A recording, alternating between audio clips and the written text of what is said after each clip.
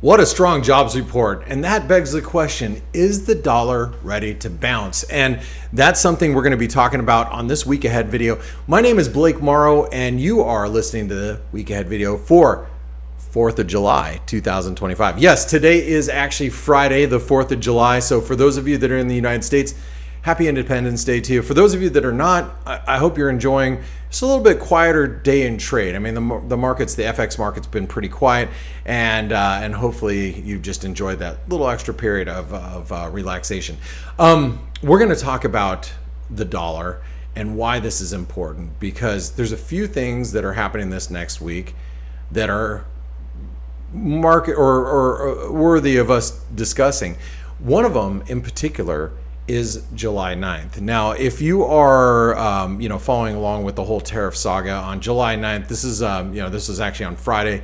Let me get rid of myself here, where Donald Trump really talked about, enacting tariffs, depending on the country, depending on how much, interaction they've had with them or negotiations they've had with them.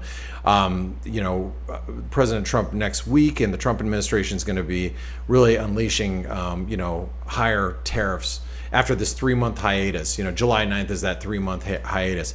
Now, if you don't recall, Liberation Day, which was back, and if you're looking at the S&P here, is back on April 2nd, right? So April 2nd is right here.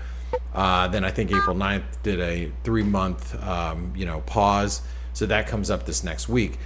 But I want to show you this. This is our week ahead charts. These are the charts that we were looking at this last week. We're talking about a rally to finish off wave 5 up towards 6,500. I'm going to talk a little bit more about that in a bit, but I'm actually going to use a chart that we haven't drawn a lot on. This is the S&P here, and I want to match it up with the dollar index. Now, if you match it up with the dollar index, let me go ahead and do that. What you'll notice is when April 2nd happened and we sold off quite aggressively in the S&P, the dollar also sold off. Now, what we've seen in the dollar is the dollar has continued to drift lower as the S&P has moved higher. So if you are putting 2 and 2 together, you're like, man, Trump administration is gonna, jack up those tariffs again. It's gonna freak everybody out. The dollar should continue lower from here, right? Right. I mean, that's what people think. But here's the difference in where we're at 3 months, fast forward 3 months from 3 months ago. I'm going to take you over to the commitment of traders on the euro. And what you're going to see here is the speculative non-commercial community is starting to get really long the euro. And you'll notice that commercials are getting very short. Now, they're getting short probably because this is somebody buys, somebody sells, that type of thing. But you're having a lot more diversification out of the dollar into other currencies. Euro happens to be one of the big beneficiaries. But what you're going to notice is when the commercials get really short or down at these levels, and I'm going to just let's get rid of this really quick. I don't know what that ad is. That's what happens when you get on a free site. You'll notice that when you're down here at these levels, you tend to reach peaks in the euro, for example, before we start to see a correction. And that really is important as we're approaching some really critical levels in the dollar. So I'm going to actually change over to, let me get rid of this. Dollar index here, but I'm going to go actually over to the dollar index long term, and let's get rid of that, and let's get rid of this, and let's zoom out and put us on a weekly chart on the Dixie. Okay, what you're going to notice is we're at major support around the 96 level. That's a 14-year trend line that we're about ready to attack. And some of you might even argue that we've done it already. Look, I'm looking at the dollar as being a trading vehicle instead of being just straight out short, which I've been pretty much all of 2025. If you guys have been listening in on these week ahead videos, I've just every week it's like buy euro, find a dip, buy more euros, sell dollars. But we're at such a key inflection point that I am now starting to think about issuance, what we have some big treasury auctions, and what the treasury is trying to get out, and the yield that's going to accompany that. And I think that you're going to see bonds continue to come down, or notes, or whatever you're looking at, fixed income, and the dollar is really you're going to see yields go up, but the dollar is going to be responsive to that, especially now that we just passed that big, beautiful bill. It's another thing that we should be thinking about that just passed this on Friday, and is getting, it might have been signed already. I haven't even read that this morning because I've been busy doing other things, because it is 4th of July. Anyway, needless to say, that is going to pass. It'll go into law. You're going to see more fiscal spending, and the dollar could reciprocate in a bullish fashion near term. Now, I want to take a moment and stop here and say I am not a dollar bull long term. That is not me. I actually believe that the dollar is going to continue lower. If I had to think what's going to happen into the latter half of this year, we're going to be above 120 in the euro dollar, and we're probably going to be trading more like 123 to 125. Matter of fact, if you look at the euro dollar, we talked a lot about the euro reaching up towards the 120 level, and if you want to go ahead and, if you're a harmonic guy or gal as far as our analysis goes, I've talked a lot about this week. We could theoretically, when we hit the 78% retracement here, that could have been a Gartley reversal pattern right here. And remember, I mapped all this out for you guys last week. I'm going to delete some of this stuff because we're going to talk about it again. I am not a person who says that my trend lines are the best trend lines in the world. They're not. Matter of fact, whoever's got the most money, which happens to probably be more of the Goldman Sachs, Citigroup, JP Morgan, Trade Desk, what their trend lines say are probably going to matter way more than mine. So if I make a slight adjustment like I just did there to the 78% retracement that you can see right here, all right, if you go like this, you could say, theoretically, we have hit the Gartley top, and we are looking for a reversal from current levels in the euro dollar. That's a realistic expectation, especially that we came very close to the 161% extension of this move. We've gotten very, very darn close over the course of the last couple of sessions. So whether or not we reach for 120 or not, it's to be seen. We have a lot of great traders in the ForexAnalytix chat room that have barely been mapping this out. One of them has been Benedict. Benedict, I have to go scroll through his charts and figure out exactly where he's posting his stuff. But needless to say, I think that's a really important level that we're going to be looking at in the euro, somewhere between 118 to 120 in the days ahead. So. Is the dollar ready for a bounce? Yes. I think so.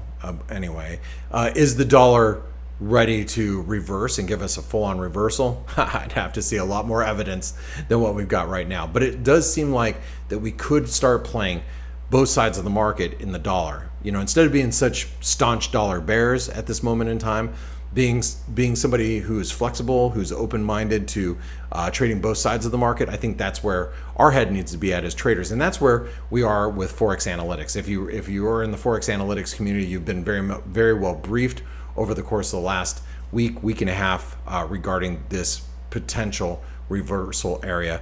And one of the other things I need to mention really quick before I talk about a couple other things is, if you think about it, the market is extremely, extremely bearish dollars right now. They're bullish euros, they're bearish dollars, they're bullish anything but dollars. And that theme I don't think is going to change. However, there is a point when you start looking around and you say, wait a second, did the US just create 140 some odd thousand jobs? Yes, they did. Did unemployment drop to 4.1%? Yes, it did. Do they still have some of their PMIs, whether it's services or manufacturing, that are still registering above 50 in expansion period areas? Yeah, and then you start looking at other, countries or currencies and say, wait a second, but I'm buying euros and I'm paying up after a 15% move higher. I'm paying, wait, let me make sure I got that number correct. After a 18% move higher in the euro dollar over the course of the last 3 months. I'm paying up for this right now. You know, you're going to start that framework, that thinking is going to make its way into the institutional environment there, and that's not to say that the euro won't be up 30% over the course of the next 2 or 3 years, but markets get stretched, and markets tend to be two-way. I think the trend is pretty much set for the dollar to continue lower longer term, but that doesn't mean it's going to happen in one fell swoop. So I want you guys to have an open mind in the weeks ahead, especially with what's happening this next week with the tariffs and how the market is responding to the big, beautiful bill. All right. Now, one of the things I'm just gonna say this before we go on to a couple other topics. I am gonna bring in Nick from Trading Analytix. He's gonna come in a few short minutes. But I do want to mention that volatility is really starting to rise, and it's starting to stabilize. Let me rephrase that. Volatility is starting to stabilize at these levels, and you can see how we're starting to tick back up, and we're holding steady now at a much higher level. So as a result, the trader funding program is a way that you can actually get funded as a trader.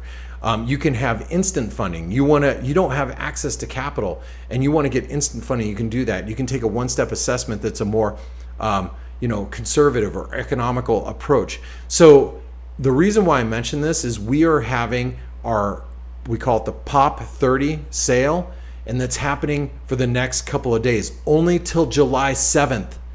30% off. We only are doing it for 5 days, and you've already lost a couple of days.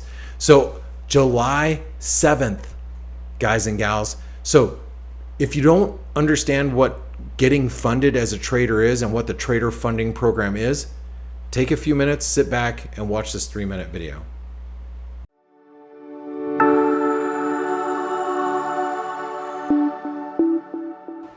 Are you looking to get funded as a trader? There is no better time than this weekend, as the Trader Funding Program is offering a 30% off any program you choose. Now I'm going to tell you a little bit more about those details here in a second, but I want to talk about why traders even want to get funded. The first reason is, well, they don't want to risk their own money, which makes sense. You want to risk somebody else's capital. But the second reason is, probably the most popular reason is, you don't have access to large amounts of money to trade. So you can do that through the Trader Funding Program. And the third reason is you want to do that because you want to take advantage of this volatility. There's a lot of volatility in this market, which means there's a lot of opportunity. Now, with Trader Funding Program, you have 2 different programs you can follow. A, you want to get instant funding. You want capital today. You can access up to $100,000 in capital, and you just have to follow a couple simple rules. You can't lose more than 8% of your high water mark. So however much money you're making, you can't lose more than 8%. And you can't lose more than 5% intraday, because that means you can't control your risk if you do so. So you can't lose more than 5% intraday, you can't lose more than 8% of your high water mark, and you can keep up to 90% of your returns. That's pretty great. The second step is the one-step assessment. That's the other route you can take. One-step assessment, simple rules. We don't have a bunch of hoops you have to jump through. You just have to be able to make 10%, and at the same time, you can't lose more than 6% of your high water mark. So as you're trying to make your 10%, you can't lose more than 6% of that high water mark. You also can't lose more than 5% intraday. And once you pass your assessment, which is in a demo environment, once you're in a live environment, you can keep up to 90% of your returns, following the same simple rules.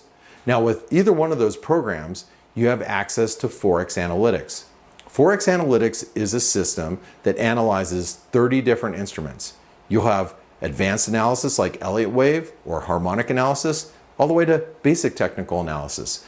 And the instruments that ForexAnalytix covers is not just currencies. You have crude oil, gold, S&P, boons, DAX, Bitcoin even. So there's a lot of different instruments, but the most important thing about ForexAnalytix, you have risk management calculators, a live squawk feed, a lot of other tools, but you also have the chat room.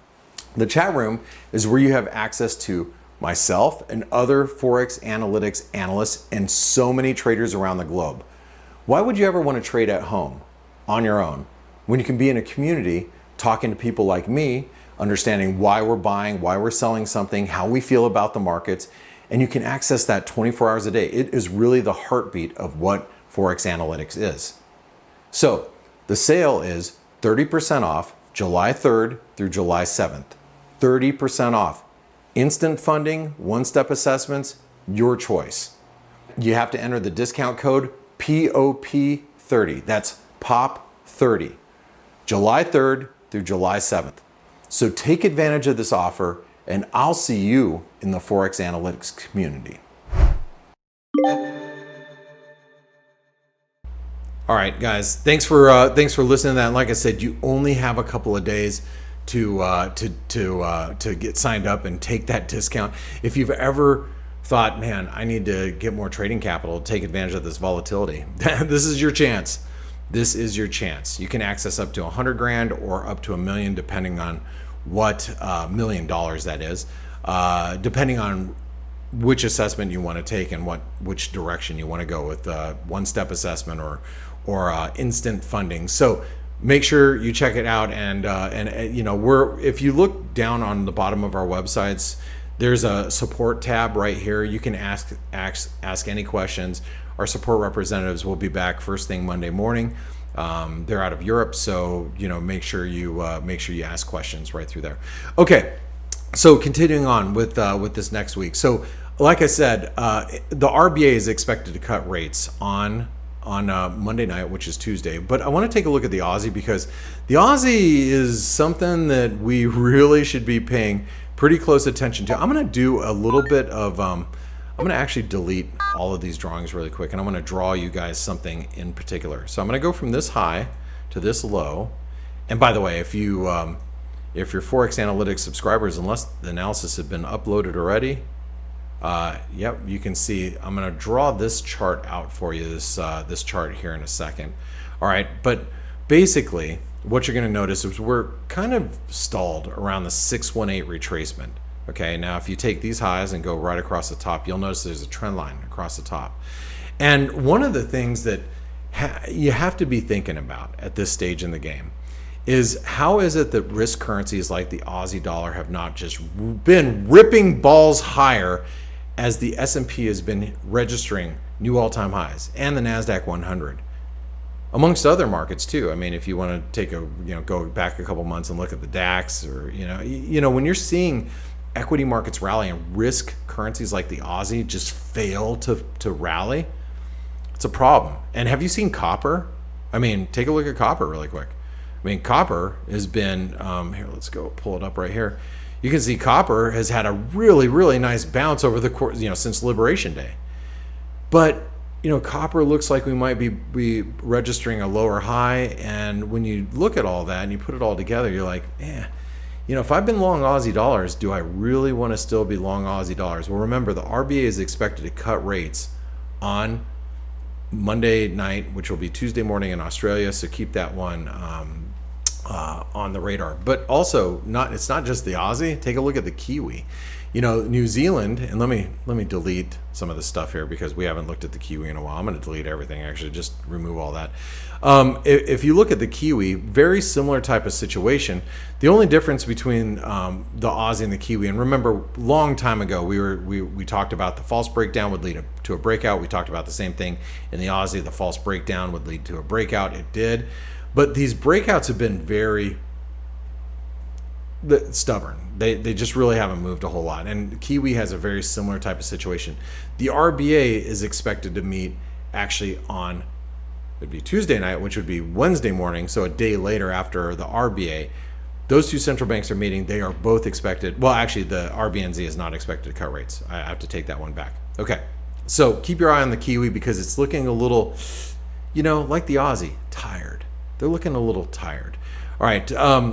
One of the other big events, aside from July 9th and the tariff situation, is on Friday we're going to have employment data out of Canada, because Canada did not, sometimes there's a lot of Fridays you have U.S. and Canadian data at the same time. We had to fast forward ours because of the 4th of July holiday, which I'm recording now, so that's why it was yesterday.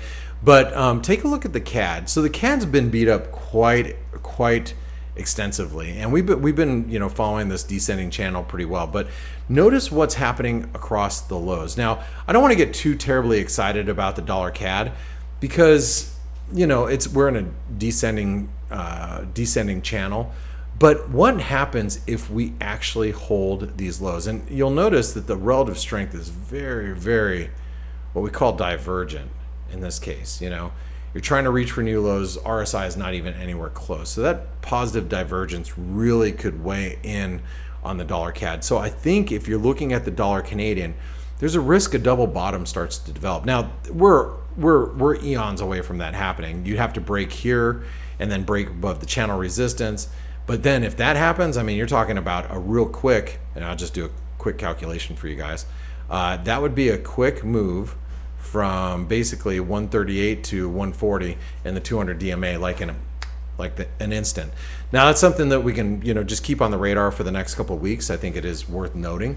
But if the jobs report out of Canada on Friday is a little weaker than expected, that could get us closer to that resistance level that you see up there near 138. So keep the dollar Canadian on the radar in the days ahead as we go into this next week.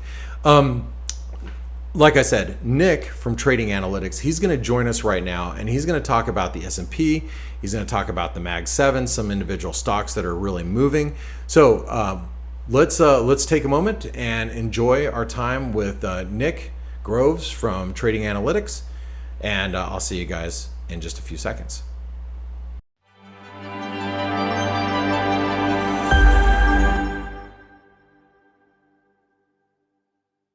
Hello everybody, my name is Nick Groves with Trading Analytix. Blake, thank you as always for passing on over to me, and I'm going to go ahead and get right into some of the analysis. So as you'll note, the market continues to push on higher and higher as we create more all-time highs. Here's a quick little stat for you all. Speaking of all-time highs, take a look at the number of all-time highs that we typically get in a year when we get at least one. You'll notice that the median's likely in the closer to the 20 range, but looking back in history, you'll note there was 9 in 1946, 3 in 1973, 2 in 1982. You have a 6 and a 5 and a 4. But for the most part, outside of 2021, you typically get more than one, and you're typically above 10, right? Right now, we're currently at, I think this is actually 5. I think we made another high since this stat. But what you'll notice is that if you're trying to short up here, just know that the probabilities do suggest that we should continue on higher.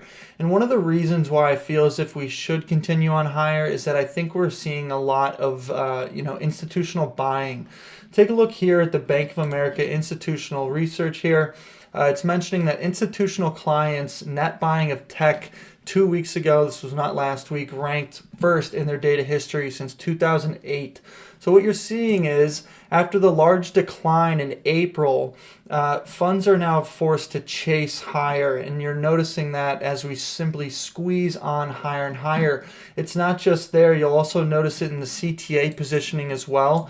This is the S&P and QCTA positioning from MentorQ.com. What you'll notice is that CTAs are also joining the party. So at the moment, we're in a bit of a squeeze. It feels for me it's too far gone to want to get long up here, and I definitely don't want to simply just step in front of it without some further resistance. So what am I looking for? Well, what I'm looking for is some form of a move up near 63.50, and this is where I might debate shorts. And the reason why shorting up here is so hard is because you simply don't know where resistance is. You can try at 63.50, and your next resistance is likely 6,400. So we have a few scenarios. Maybe we come up here to 63.50, and we turn around from here and maybe back test the breakout of 6,100. This is a trade that I'm interested in. If we don't stretch up there and say we simply just start turning around now, I'm likely a buyer back near the breakout of 6,100, where we breached all-time highs again. I think that's a realistic expectation, and we can continue to climb because we don't have a whole lot of news next week. We do have the tariff deadline. You'll notice that ends on July 9th. I believe that's next Wednesday. So we're gonna have to think about that. You know, maybe we get some form of a slight pullback into that, and then maybe let's just say the tariffs, you know, remain paused and there's an extension. We breach up. You know, this is where I'll start to begin to debate some shorts. Taking a look at the NASDAQ, you'll notice we do have some resistance up here at around 23,650. You know, that's another, I don't know, 4% or so from here. I'm sorry, 3% from here. So if we get up around these levels, this is where I'll begin to debate the idea of a short. Another thing I'm noticing in the S&P too is I'm not sure if people are considering this a flag, but let's just say that maybe they were a flag that looks somewhat like this. You know, the extension is becoming close to complete up there as well. So I think that 6350 level should be a pretty decent resistance zone, or at least the first decent one that we've had yet. Take a look at big tech. One notable development is that Apple has broken out from here. However, Apple does remain somewhat range bound, right? At the end of the day, this thing really hasn't gone anywhere since April. So if we get going above 215, expect 220 to be the next line of resistance, but I'm keeping a close eye on this stock because it's really underperforming relative to, you know, take the S&P. You know, S&P's simply been ripping. Apple's still sideways. So will it catch up? Because it certainly has been a laggard. Take a look here at Tesla. Tesla banged its head up against resistance the other Tuesday, and now it's also stuck in between this 275 and 360 level. We'll see what develops from here, but you have other stocks like Microsoft that continues to press up near highs, getting up near that 500 level. It's looking like it's gonna blow through it, but what I'd like to see is, you know, in the event we continue to get a squeeze, right? We move up near 6350. Stocks like Microsoft continue. I'd like to see a back test of the all-time highs at some point, and then we'll debate, is it time to reload the gun and get long, or are we going to end up in some false breakout type of situation? For more information, please give us a follow at Trading Analytix Twitter. Thank you so much, and have a great holiday weekend. Cheers. All right, thanks, Nick. I appreciate the update, and I know everybody back home or in their office or on holiday drinking a beer, drinking a cocktail, they're probably really enjoying your analysis as well. And if you guys appreciate these videos, you appreciate us putting these together for you each and every week for the last 8 years, give us a thumbs up, subscribe to the channel below, comment down below. If Nick said something that maybe you're a little questioning, jump down. And matter of fact, tell Nick how much you appreciate him doing this on his holiday as well. All right, guys, I'm going to take you into a couple other markets really fast. I do want to cover what's happening in gold. I think gold is vulnerable. We were looking at this rising trend line. I'm going to delete it, and I'm going to just highlight the fact that if we get below the 618, that becomes a little bit more dangerous, and that has not changed. But what I am going to do is I'm going to take the trend line from this low all the way up, and you'll notice that it connects across all of these lows. You can see them all like this. I was on the trade-off show with Chris Weston out of Australia, which, by the way, we are taking a 3 week break. Our producer is going to be traveling, and so therefore, Chris is actually traveling to the UK as well. So we're taking a couple of weeks off. But one of the charts that I talked about was gold, and I was saying it's looking tired. And I do believe if we drop below 3250, that does open the door for a move back towards 3100. So keep your eye on gold. I think gold, it's one of those assets that's overloved and overowned. And I have nothing bad to say about gold other than it is starting to look tired. It is worth noting. One of the other things is I thought the Bitcoin was going to break out to the upside. We have this bull flag pattern. We probed to the upside. However, and let me delete that. However, it's starting to show failure up at all of this resistance. You see what I'm saying about all this resistance? All-time highs right here, previous resistance levels. We're starting to really struggle up here. So if you are bullish crypto, keep your eyes on this, because this could still be that long-term distribution pattern, because the bull flag pattern is just failing to play out. And that is something that all of us need to be paying attention to.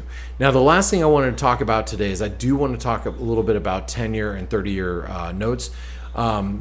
We have an auction. Let me go ahead and make sure I've got that date. We have a 10-year auction on, that would be Thursday. Yes, no. I'm sorry, Wednesday.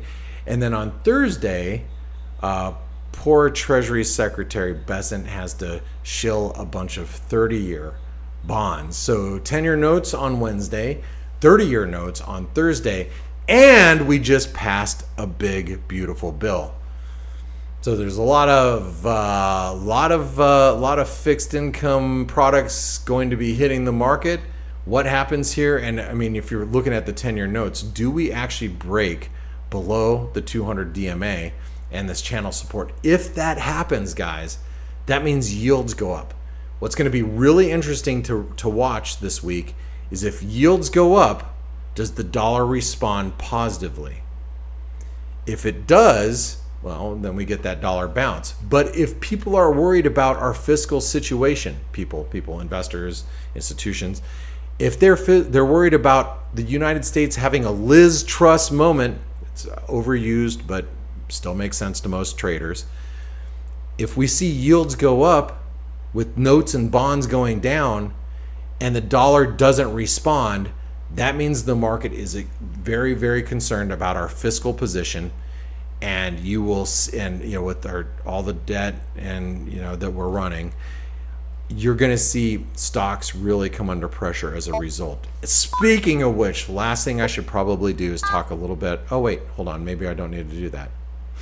Don't worry. I'm going to talk about the S&P here in just a few short moments when I talk about the 3 trade setups for next week, and I'll also talk about, or I'll review first, the 3 setups from last week. So before I get into that, I just want to mention this again. The trader funding program, take advantage of it. You got just a few days, depending on when you watch this video. You have a few days to save 30% on instant funding or one-step assessments. With the instant funding, you can access up to $100,000 in capital, like as soon as you fill out the paperwork, or you can access up to $1 million in capital by taking a one-step assessment, which is the more economical approach, and it's the approach that most people do. But again, if you're like, no, I want instant funding, well, we have 30% off our all of our programs until July 7th. So make sure you go back and watch that 3-minute video if you missed it because you skipped over it. Go back and watch that video because that'll tell you all the details about the trader funding program.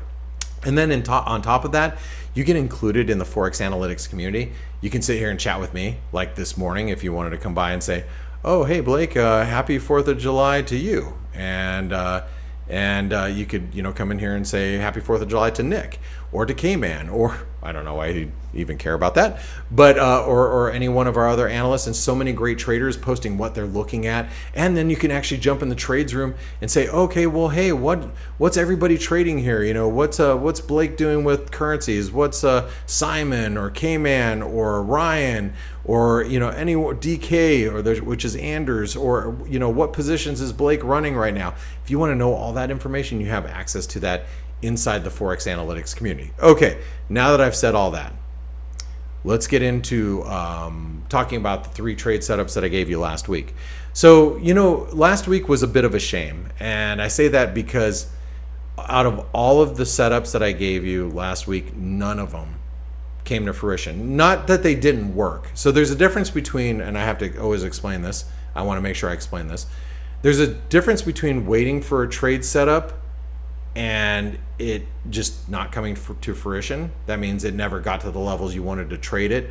Or there's a difference between that and then actually trading something happened, like it hit our level and we're like, oh, I'm going long, going short, something like that, and then it hit your stop. It didn't work. Okay, so for the 3 trade setups of last week, the first one was to short the S&P on a rally to finish that wave 5 at 6,500. So basically what I was looking for last week is I was looking for the S&P to hit 6,500 and then look for a reversal. That's why I drew that green line. Now,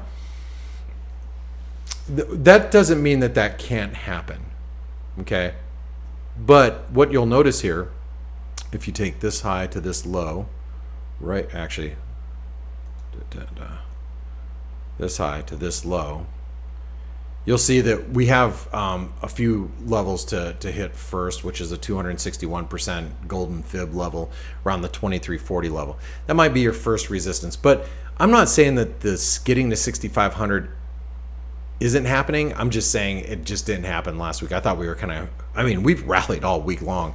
I just thought it was going to be a little bit more explosive with the jobs report, because it was a good jobs report. I mean, let's face it, strong jobs report. Why should the market go down on that? All right, the next one was short crude oil below 64. Now, what's interesting about crude is we're still stuck in this, and then I know it's still stuck in this $64 to $68 range. Now, if you are a ForexAnalytix subscriber, you know those levels. I talk about them every day. You can see crude right here. Crude, just make sure I'm not out of the way. Yeah, crude oil. 64 to 68 bucks. We're in a range, but what I've been looking for is for an eventual break below 64 bucks. We've been as high, as like 67.50 this week, and I know 68 bucks is going to be a very, very, very strong level of resistance for us, which is actually a little higher. It's actually right about there. There you go. That's the level that I'm looking for, as resistance. Now, I don't want to say we're not going to break 64 bucks, because this is theoretically, if you want to talk about this a little bit, it's still like a bear flag pattern. You can still argue that it looks something like this,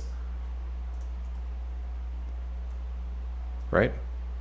And as a bear flag pattern, this being the flagpole, it still is a risk at a breakdown. Just didn't happen last week. I thought it was going to happen this week or this last week, but it didn't. So there's two that just didn't come to fruition. The third one was sell the euro at, I'm sorry, this is actually the first one, but I'm saying it last. Sell the euro at 119.50, stops above 120 and some change. And we didn't quite get there. So as I pointed out, we were really just starting to find some resistance here at the 261 200 right there, 161% extension. That's kind of where we're finding resistance now. So, and what I think is maybe triangle resistance, which means that the euro might be done. So once again, we didn't quite reach for that 119.50, which I was really hoping for. So I gave you 3 setups last week, and this is a rare event. Not one of them came to fruition. They didn't not work. They just didn't get to the levels that we hoped. Well, that's a shame. But this week might be a little bit different, because I think things are a little tighter here. So this is the point in time. I'm going to give you the top 3 setups for this next week. So first one, short the S&P. I am still looking to short the S&P, but now at the 261% extension, which would be right here, which could still end up being the wave 5 completion. Okay, so we are still looking for a move higher, but now I'm willing to take a short up here at the 261% extension. So that's trade setup number 1. Now remember, when you're looking at these trade setups, it's all about finding the best risk reward, because you gotta put in stops. And you have to be man or woman enough to take losses when you're wrong. And in this case, we're getting pretty overbought intraday. Relative strength is still very divergent. So if we hit that 261% extension, I think the risk reward favors being on a short, being in a short trade just with small size. Okay, you want to keep it smaller size, and I did put that in my notes. Trade setup number 2.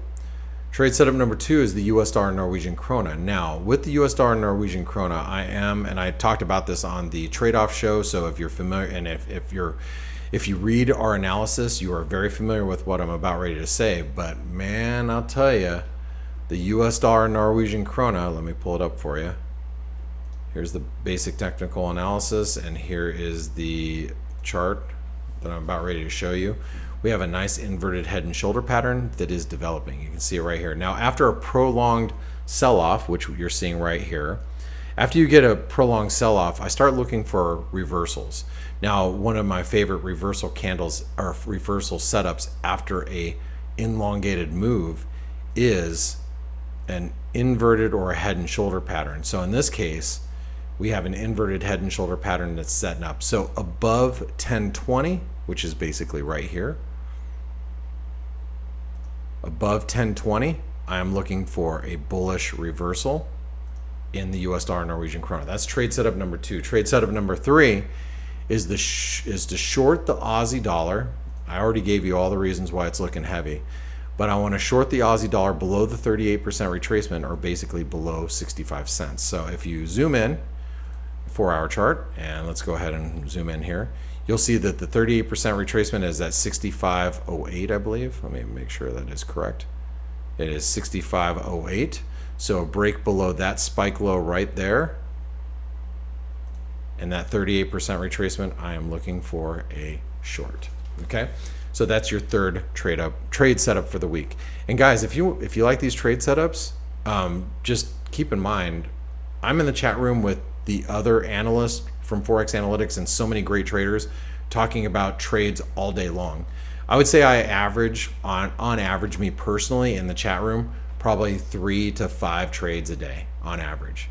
So if you're like, wow, I like Blake's setups. I've been watching him for the last several months, last couple of years, and I'm not part of the ForexAnalytix community, but he talks about so many trades throughout the course of the week. Yeah, come catch me in the chat room. And you have access to me probably about 14 hours a day. That's it. I mean, I do have to sleep, I do have to eat, and I do have to be a husband and father. So usually about 14 hours a day is about the amount of time you're going to find me in the chat room. And everybody listening to this video that's part of the ForexAnalytix community could attest to that. So guys and gals, I want to thank you for spending your time with me. I know your time's so precious to you, especially on a holiday weekend. So I just want to thank you for spending your time with me. And for those of you in the United States, happy Independence Day. Hope you have a safe one. And remember, you're spending time with your family, with your friends, and your loved ones. So give them all your attention and make great memories, because that's what life is all about at the end of the day. It's all about great memories and spending the time with the people that you love. So I hope you have a wonderful holiday. And for those of you that are not celebrating, I just hope you have a great weekend and a safe and wonderful one. My name is Blake Morrow with ForexAnalytix. I will see you on the Monday morning Face Show. You guys have a great one. Thank you. Hey traders, this is Blake Morrow with ForexAnalytix. Thanks for stopping by our YouTube channel. Don't forget to like these videos, share them, and subscribe to our channel so you don't miss any of the content that we provide here for free. Thanks for stopping by. I'll see you in the next video.